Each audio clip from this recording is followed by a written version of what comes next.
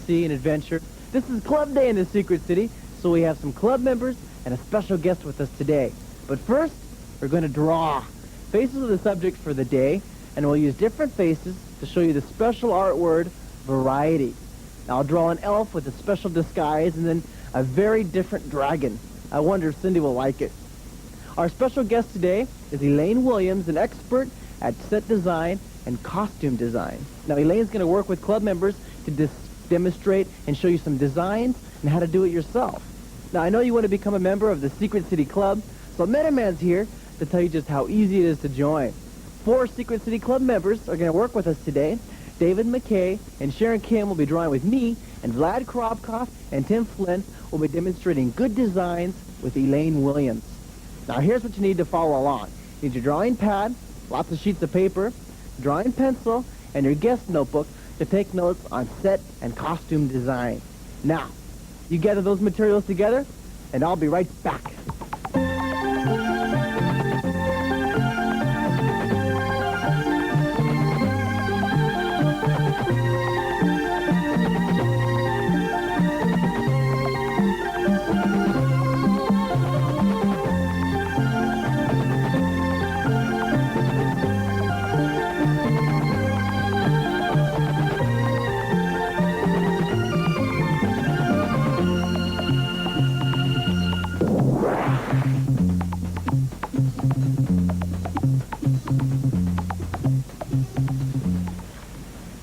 So you're all fueled up, right? You're in a good mood, a positive mood, and you're ready to conquer that flat piece of paper. We're going to draw 3-dimensional drawings today. We're going to use all 7 magic words, plus a really important art word, variety. And now, drawing with you today, we have 2 special club members. You guys ready to draw? I'm ready. We have Sharon and David with us. Loosen up a little bit. Shake your fingers. Okay, your pencils are sharp, right? Your pencils. All right, now we're going to use the whole piece of paper. We'll draw some faces using variety. Now let's start by drawing an elf face. We'll start right here with a circle. You loosen up your hands. Make sure your hands are real flowing today and you have your energy up. We'll draw a hat, an interesting little elf hat across here. And then we'll draw a nose coming up from behind this really soft hat, the soft hat brim right here. Draw a nose, and then the jowl of the character. Then later on we'll put a mouth. Now let's put an elf's ear right here. Oh, from about right here. Come up. See how these elf's ears use a lot of variety. Now when you use variety, you make something a little different, a little more unique than you usually see it in everyday life. You usually don't see an ear like this. So we'll draw an elf's ear, then draw the helix inside there, and then draw the darken in this brim. Now watch how this is a foreshortened circle. See how this is almost a foreshortened circle? It's about 3/4 of one. And then we'll draw the thickness of it behind here and use overlapping. Now this is using variety for the hat. Like a really interesting hat. And then look at this. Using variety again. How about drooping the hat over? Instead of just drawing the hat going straight up, we'll use variety and do something different. Make it a little more interesting for your eye. It's almost like dessert for your eye to look at. Drawing's music to your eye. So using variety, you draw different things, makes it more fun. Draw the hair coming out of here, different strokes. And then we'll draw the back of the hat brim. See how this is almost a foreshortened circle that's tilted up. And then draw the thickness in the back of the hat. Darken in the brim, the helix. Draw the lip. Want to make them smiling? You want to smile? Okay, we'll draw a smile with a grin. And draw the bottom of the lip. And then the bottom of the chin right here. Are you keeping up with me? I hope you're practicing your drawing 20 or 30 minutes a day. If you do practice, you'll have no problem keeping up with me at all. Draw the top of the costume. And look at this. Almost a foreshortened circle with overlapping right here. Using variety because I drooped the collar down. You can make the shoulder right here. Now let's take a moment and really get to know a club member just a bit better. Hi, you know me. I'm Sharon Kim, the adorable 9th grader from Delaney Senior. And you know I take art lessons from Renata Duncan because she's very good at what she does. And you know I like to draw because people say I'm good at it. And you know I like to draw the beautiful and the bizarre, especially in pastels because the colors are easy to blend. And you know what comes between me and my Star Trek? Nothing. Live long and prosper. That's really an excellent drawing. You're keeping up with it really well, Sharon. Thank you. Now, remember, when you're using variety and you're drawing a hat, think of all the different ways you can draw that hat. You can draw a flat hat, a tall hat, a skinny hat, right? Or when you're drawing noses, you can do the same thing. Use variety, or eyebrows, or glasses, or anything you want. Take a look at this drawing. Use variety in the drooping, used foreshortening, used overlapping, really nice shading all the way through it. Starting the shoulder right here, and darkness inside the collar. Good drawing, good drawing. Our special guest today, Elaine Williams, is with some club members doing some costume and some set design. Let's take a look. I'm happy to be here with Vlad and Tim. As a set designer for the theater, my job is to create the physical environment for the action of the play. To design a set, I have to wear a lot of different hats. I have to be a painter, a sculptor, an architect, even a carpenter. My job differs from that of the painter and sculptor, though, in one important way. The springboard for my ideas is the play itself. When I first read the play, I try to concentrate on what colors and shapes and forms come to mind as I read. Then I read it over and over, looking for specific details that will affect the action of the play. Once I understand the play completely, I discuss it with the director. Together we'd establish a concept or style for making that production of the play unique. Then I begin to draw. I do lots of rough sketches until a clear picture of what the environment should look like comes to mind. I present my final ideas as a color rendering that conveys the atmosphere of the play. This is for a play called Scapino that takes place at a seaside cafe. Often I will build a model rather than doing a rendering. A model is a scale reproduction of what the set will look like on stage. I can show the director and actors how units of scenery change position for the different scenes. Are these the same stages? Yes, they both take place in the same theater, but it uses the space in a very different way. This is kind of has, this is, I think, more stages or some, I mean. Right, this one has the orchestra pit removed. Oh. So this has much more downstage depth than this one does. I present my ideas with a model and a rendering, but I show how to build the actual set units by means of technical drawings. This drawing is called a floor plan. It's as if we removed the roof of the stage and are looking straight down into the space. It shows the exact positions of the tables and chairs and doors and the other set objects. Can you build a stage or, not exactly a stage, but is that actual size, like if you multiplied that Right, by size? 1/2 of an inch equals 1 foot. Oh, so you built the real stage play thing. Right, from these that. technical drawings. Yeah. Okay. This is called a painter's elevation, and it shows the actual colors and painting techniques that I wish to use on the real set pieces. You might want to compare this blue fish to this fish, to the actual size and shape of it. It's big. Yeah. Now I'd like for you to do a set design. You won't have read the play, but I'll describe the scene to you. It takes place in the cellar in the house of a countess. It's an ancient vault that is deep in the ground. There's a large staircase that leads down into the space. In the dark, shadowy corners, we can see packing boxes and bird cages and odds and ends that have been accumulated over the centuries. There's one special effect, and that is that when you remove one stone of the staircase, a trap door opens, revealing a circular staircase that leads down into the ground. I'd like you to draw that scene at a moment when that trap door opens. You see, variety is used everywhere. It's even used in set design. Did you see on the sets how there's all these extras and all these neat little details? Add extras to your drawings. Use variety. If you're drawing a wall, why not make a little mouse hole with a mouse coming out of the hole, going after some cheese with a space-age mouse trap next to the cheese? Add extras. Use variety. I'm going to draw a hand right here. Very quick sketch. Draw a thumb with different... When you look at your thumb, you see how your thumb hooks down like that? Well, I'll draw that hook right here. And then draw some fingers, really loose sketches of the fingers coming down, and then adding variety, something different. I'll make a very, very long, droopy robe or gown on this character. He's just reaching up for something. Draw some overlapping wrinkles, and then you can draw a really quick sketch of a hand. Watch this. There's the bottom of the hand. Think of banana fingers, and there you have some really interesting gestures by our elf. Let's draw that dragon right now. Start with the building block of our the sphere, and then draw the front of the nose almost horizontally across from each other.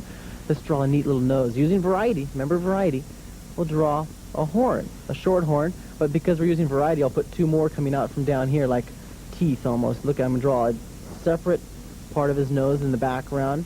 Line this up in direction 7. And you see how, almost like a walrus, huh? Okay, so you use variety and you can make anything happen with your drawing. See, drawing's fun. You can get in a good mood, be positive about it, and just bulldoze over it and make anything happen. Draw this eye and overlap the eye in the background. See, it lines up in direction 7. Put your eyeball there, and then using variety again, let's draw a really interesting horn coming out from the ears.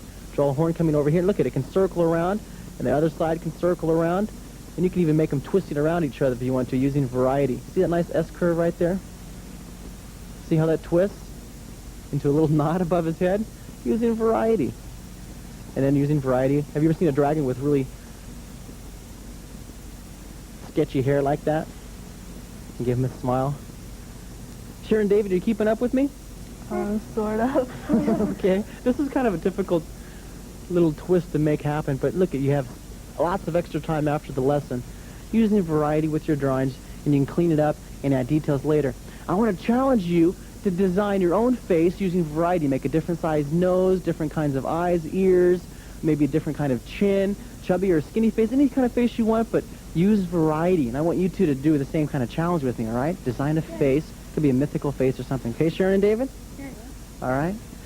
Draw about 20 or 30 minutes a day. And remember, use variety. Add extras in your drawings.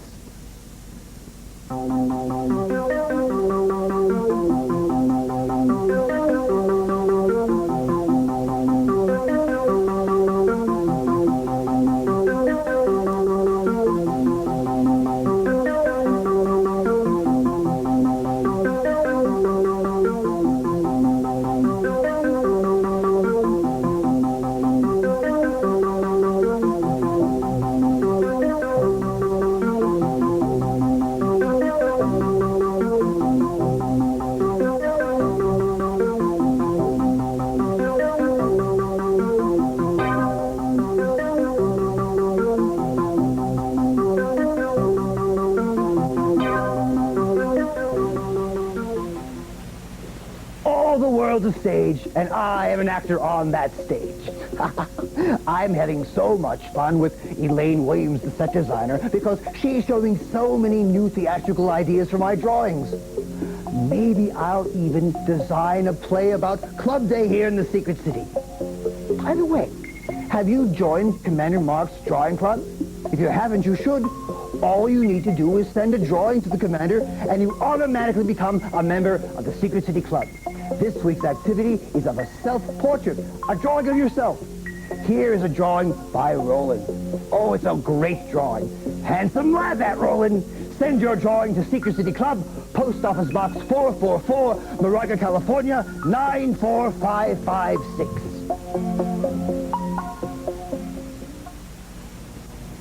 I'm also a costume designer.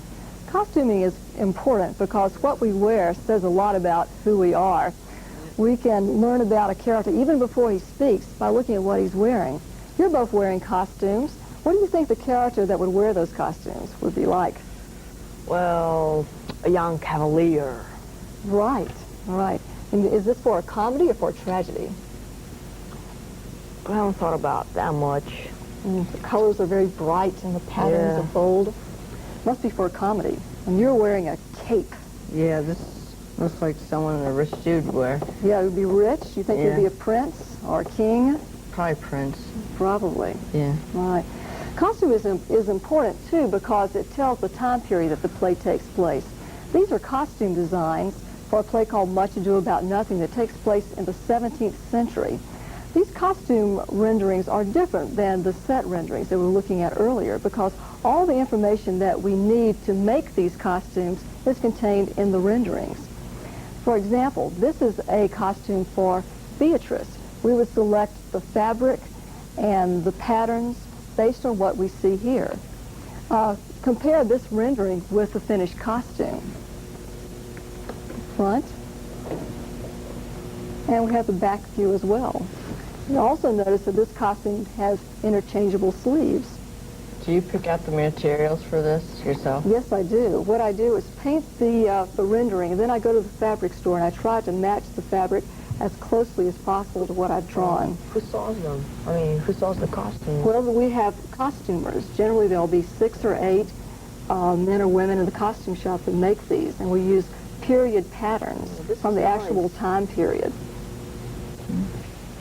Hello, Elaine. Hello, Metaman. Oh, I'm having a wonderful time wearing this costume that you brought me. It's so much fun.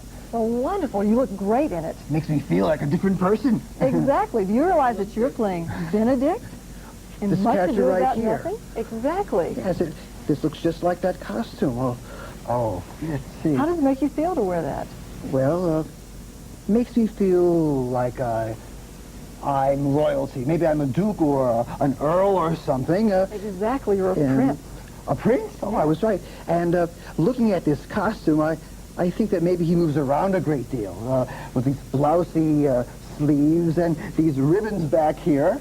Even this wonderful scarf. Did you call this a scarf? It's called a baldric. A baldric. Fringe. Okay, I like the fringe an awful lot. So I think he's a pretty happy fellow, too. It's happy and rather wealthy. Exactly. Exactly. Now, I noticed there's another drawing here. Is this his another costume that he wears? Yes, this is what he wears in Act 3. You're wearing a much more informal costume that he's wearing in Act 2. Mm-hmm. He's out about the town. The other drawing that you see is what he would wear to the court when he dresses up. Well, I really think those costume sketches are really nice, and I'm really having a wonderful time learning all about theater. And I'm interested in finding out what our club members here have designed for their sets. I have some fantastic drawings to show you of some characters that the kids in the club have designed that what they think Cindy the Dragon looks like. Let's look at the first one. This is David's idea of what Cindy the Dragon looks like. Have you done your design of what Cindy looks like? Look at that. He has the feathers on the back. He used spots, nice green coloring, and he even added a background. That's really cute, Cindy, David. Good job. Let me look at another drawing. Now here's Sharon Kim's idea of what Cindy the Dragon looks like. She has Cindy laying there on the set next to the easel. And you see the Secret City banner behind. She used foreshortening for the top. Look at the design. Surface, the near part of the platforms are lower in the paper. And also size. The near part of the platforms are larger. Look at that nice twist in the tail. Good job, Sharon. You've really got the idea of using variety in your drawings and your faces. That's beautiful control, Sharon. Let me show this right here. Take a look at this, David. Good drawing. See this? It almost looks like one of the set costume designs that our guest brought today. Isn't that neat? There's a sword shining. Look at how she made this reflection right here. Put a star and highlighted it by making it dark behind. Nice foreshortening for the tip. Shading all the way down. And look at the hand right here. It's even darker where the hand meets the handle of the sword. She used overlapping, contour, wrapping around the contour of the robe that drapes down, and even highlighted the robe from the body by making it dark along the edge. See that? This is a beautiful drawing. And also shading along the right side and left side, leaving the reflection in the middle of the neck. Where's the mouth? Oh, I didn't get to You don't got the that. mouth yet. What's this character's name? I'm not sure. Good drawing. Good control of the hair. That's a nice idea. And using varieties, you put a headband across here. Have you ever thought about designing costumes for sets before? Yes, I have, because I like costumes and everything. It's a neat idea to use variety because you can do anything in different time zones, like in the future, in the past, or in the present. David, this is a really good drawing. You have your hair. You have a hat right here, and you have. This is bad for his health. Lung cancer. No, sorry. That's not really nice for me to say about your drawing. You have your pencils and paintbrushes in here, or what are those? He's paintbrushes. He's Paintbrushes. a French painter. Oh, a French painter. Okay. Do all French painters smoke? I don't know. Okay. He has a lopsided grin. He's smiling at what he just created. I see. But doesn't his shirt get real messy if he uses the paintbrushes right there in his pocket? Well, he didn't use this. Oh, I see. Those are just for looks. Those are like the feathers in the hat or something, huh? Yeah, I guess. And if the one he's holding in his hand over here gets messed up, he can use one of those. Okay, you used variety on this face right here. I wanted to show your idea what Cindy the Dragon looks like. And use variety for the scales. Look at that nice texture down here. Variety for this. Now, does she have a sleeve on or something? Well, it's just different colors. I guess it's just no. That's a good way to answer. I don't know. David, you're funny when you start to draw and you have your eyes right here and the horn. You made almost a mean-looking. Now she's nice, right? Cindy the Yeah, Dragon's she's nice. nice. She isn't mean. Her eyes. And you have a smile right here in the tail. That's smile really and neat. tail and everything. I have one more drawing. I want to show your idea of what Cindy the Dragon looks like, Sharon. Let me hold it up against his pad of paper. But look at this. Using variety, using something different, a different approach to the drawing. She drew Cindy the Dragon's green arm, but made Cindy a beautiful maiden. Isn't that a neat idea? Let's see what our set designer's doing with the club members right now. Let's see, what do you have here? This is the set design of the story of the Mad Woman of Shale. And here's the stairs, and see what was happening was there's a trap door, and there's a brick inside one of the stairways, and when you remove that brick, the trap door would open, and here's the brick missing, and here's the trap door opened. Here's something coming out, lots of light coming over. Looks like Cindy. Yeah. And here's some red fog, red mist creeping out. Creepy scene. Where do you think that trapdoor leads to? Down into a giant pit. Could be. Looks like a very scary environment there. I'm not sure if I'd want to be there. It's very dark and shadowy, isn't it? Yeah. Let's see yours, Glad. Well, I'm sure about the same thing, but the trap door isn't in the floor, it's in the side of the stairs, see? And somebody's going inside there. Oh. It's supposed to be a person. I like how you showed the light coming in here. Through that window, it's really and neat, showing isn't the it? different shadows and stuff. I should have used pencil. I could have gotten a better shadowing. I noticed there are a lot of other things in the back here. What are these containers and boxes used for in the play? I don't know. I didn't read the play. I guess wine. You think why? They're just things that have been accumulated over the centuries. I see. Very strange. Now, this is exactly the kind of drawings that I do to show a director. I would do a number of sketches like this, show them to him or her, and then we would discuss them. We would talk about whether we wanted to move the trapdoor here or whether we liked it better in the floor, and then I'd go back and make other sketches. This based is on what he really, told me. really exciting. I think we can use this idea of theatrical design and maybe create our own play about the secret city. Both Sharon and David, they drew their faces looking straight on, but if you use variety, you can take that face and you can turn it into different directions. Now, Sharon and David, take a look at this. We'll take your faces that you look straight on at, and we'll turn them to a profile face. Now, this is a real easy angle to draw your face. It's a really nice viewpoint. Draw the side of the face right here in a round circle, and any type of nose you want. Remember, you can use variety. Draw a nose, and then the mouth just sticks on the side right here. You can put a smile, the lip, and then the chin, and then put the eye over on this side. Okay, now that's a profile, and you know how to make a face straight on. I'll draw it right here. You put that guideline, that horizontal, vertical guideline or horizontal guideline. Your eyes are on the left and right side of the guideline. And you can change the shape of the eyes, the size of the eyes, or even the color using variety. The nose is a little bit lower than the eyes. The lip, the chin down here, and the cheeks using variety. Draw the ear along. Now see the ear, if you take your finger and you put your finger right here at the side of your eye, you see how the ear lines up with your eye along this horizontal, this line, this guideline right here. The top of the line, top of the ear just goes over that just a bit. It comes down below. These are 4 shortened ears. That's 4 shortened ears here. And also surface. The near part of the chin's closer to you and it's lower to you. Then draw any kind of hairdo you want. You can make them a neat hairdo. And then one more view is the 3/4 view. Now this is a really popular way to draw because it's interesting. You see both sides of the face, both eyes, and yet it's a really interesting angle. So you draw a curve around the globe of the face, or the sphere of the face, curve this line right here. This eye is larger because of size, and it gets smaller as it goes around the corner, and the nose is below this guideline. It comes down, it goes in, and you can draw the end of the nose right here any way you want. You can even have it curving up along the bottom of the eye, but I won't do that. I'll just draw maybe a grin line up here. And the grid lines continue down. See, when you smile, you have that grin line on the side of your face.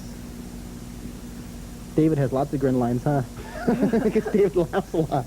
And then up along here, draw the ear. Remember, the ear, the top of the ear is a little above this and the bottom of the ear is below. And then you can draw a neat hairdo if you want. Scribble that in. And darken this in. Now watch this. This comes down, you draw the far side of the cheek, and it comes around like that. It'll make him a really happy fellow with 2 or 3 grin lines. And his hairdo, give him a calic. And there we have 3 different positions of the faces. Draw, draw, draw, practice your drawing 20 or 30 minutes a day, and stay in a super positive attitude. I'll see you next time.